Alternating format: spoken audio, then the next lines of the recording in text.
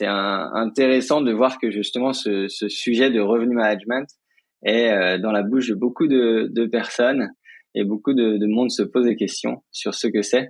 Ça englobe pas mal de choses. La tarification dynamique, c'en est une.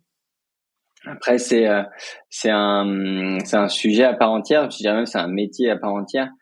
C'est vrai que sur la tarification dynamique, c'est le mot le plus souvent utilisé sur le marché français et c'est souvent par là que ça commence.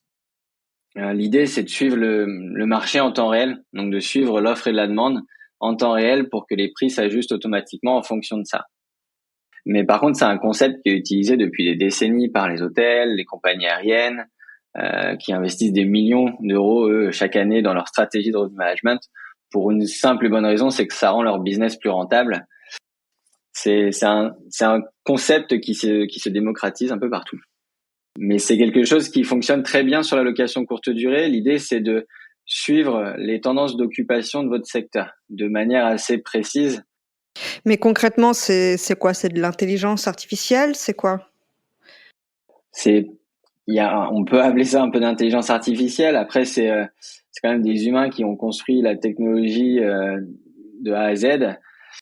Oui, il y a un peu d'intelligence artificielle dans le sens où on va nous scraper chaque jour tous les points de données de Airbnb, Booking, Abritel, Expedia.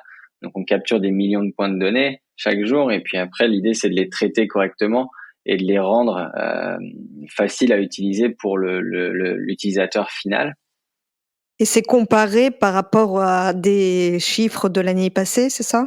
Ouais, en fait, nous, on va regarder sur les 5 dernières années le taux d'occupation du secteur.